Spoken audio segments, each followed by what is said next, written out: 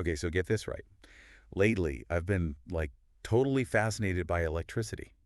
Really? Yeah, electricity and circuits and all that stuff. Interesting. I know, right? So I've been reading all this stuff about it, Yeah.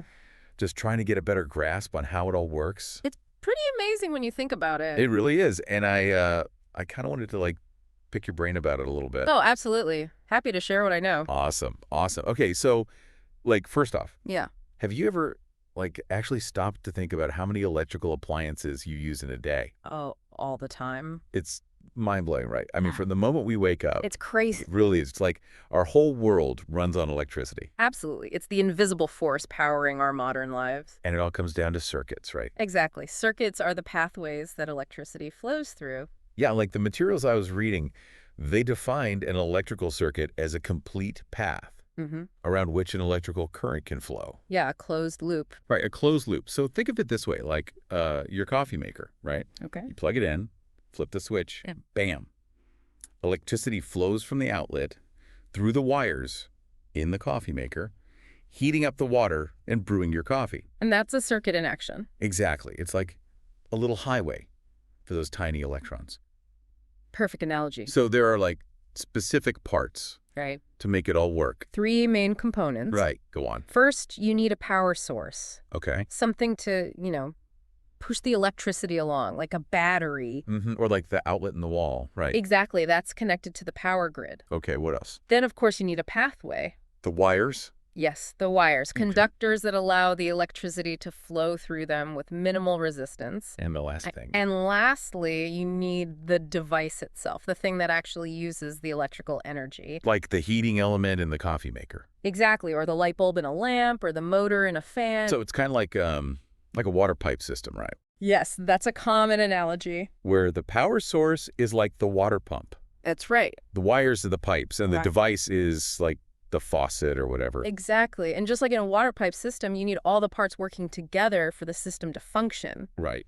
If Exactly. there's a break in the pipe, or the pump fails, or the faucet is closed. No water flows. Exactly. No coffee. Sadly, yes. So speaking of power sources, the materials mentioned, Yes. batteries and mains power. Right. I remember once during a power outage, my trusty battery-powered flashlight Yeah. was like a total lifesaver. They're great in a pinch. Absolutely. But batteries have downsides, right? Well, yeah. Like they don't last forever. Yeah, they have a limited lifespan. And what about their environmental impact? Yes, that's another concern. But they're portable, which is super convenient. That's their main advantage. So why do we even still use them? Well, because sometimes you need power on the go. Makes sense. Think about smartphones, laptops. Right, all that. You can't exactly plug those into the wall all the time. Okay, so mains power then. That's like the reliable workhorse. Exactly. But isn't mains power AC, Yes, it is. alternating current? Right. I remember hearing that somewhere. Right. But what's the big deal with that? Why is it better for long distances? Good question. It all has to do with how the electricity is transmitted. Okay. With AC, the flow of electrons constantly changes direction. It alternates back and forth. Okay. And this makes it much more efficient to transmit over long distances. How so?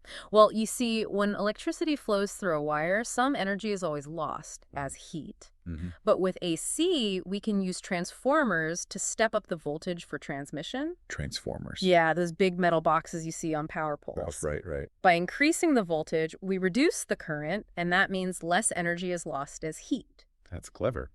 Then, when the electricity reaches its destination, we use another transformer to step the voltage back down to a safe level. Got it. So it's like a high-speed highway for electricity. You could say that. Wow. That's incredible.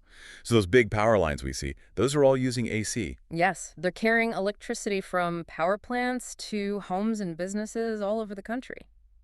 It's amazing how much infrastructure goes into just like flipping on a light switch. It really is a marvel of modern engineering. Speaking of components, like their arrangement is super important, right? Not just for like making the thing work, but also for safety. Absolutely, safety is paramount when dealing with electricity. Totally. I remember when I was a kid, my friend got a shock from a frayed wire.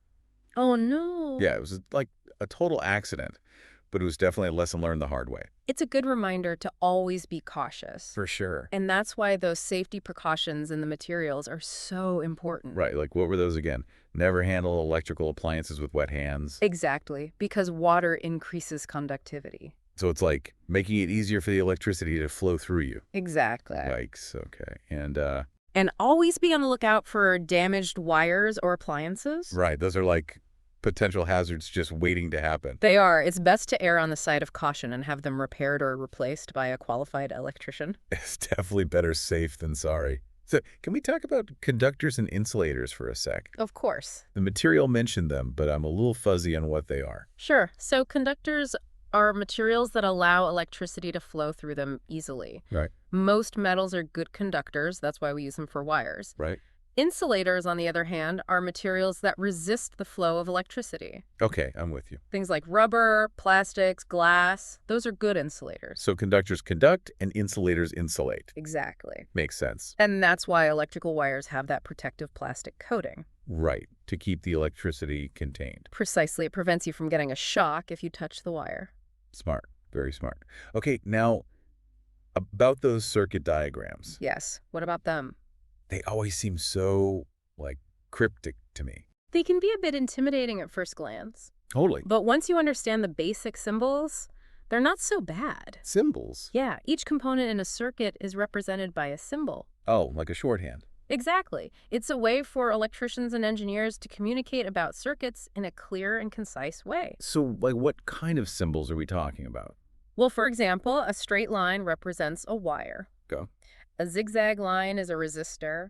A circle with a plus and minus sign is a battery. And so on. And so on. There are symbols for switches, bulbs, motors, all sorts of components. So by following those symbols, you can, like, trace the flow of electricity through the entire circuit. Precisely. It's like following a map. A roadmap for electricity. Exactly. That's actually a really cool way to think about it. You know, it's funny. I've always taken electricity for granted. It's easy to do. But this whole deep dive has really opened my eyes to how much is going on behind the scenes. It's a fascinating subject for sure. It really is. Yeah. But it makes me think, like, what does the future hold for electrical circuits? That's a great question. Will we all be beaming power wirelessly someday? Well, wireless power transfer is already a reality, at least on a small scale. Right, like with phone chargers and stuff. Exactly. But I'm talking about, like, powering our entire homes wirelessly. That's definitely a possibility. Imagine no more tangled cords. No more tripping over power strips. It would be a game changer.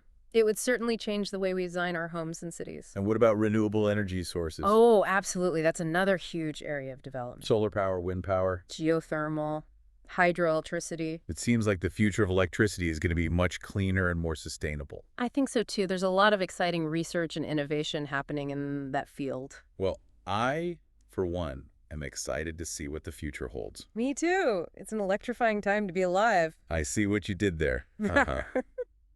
Well, this has been a truly enlightening deep dive. I'm glad you enjoyed it. I did. I really did. Thanks for sharing your expertise with me. Anytime. Happy to help demystify the world of electricity. And for all our listeners out there, I hope you learned something new today. And maybe you'll be inspired to explore the world of electricity a little further on your own. Who knows, maybe we'll even do another deep dive into some of those futuristic possibilities we talked about. Now that would be a shockingly good time. I'll see myself out. Thanks again for joining me, and until next time, stay curious. And stay charged up.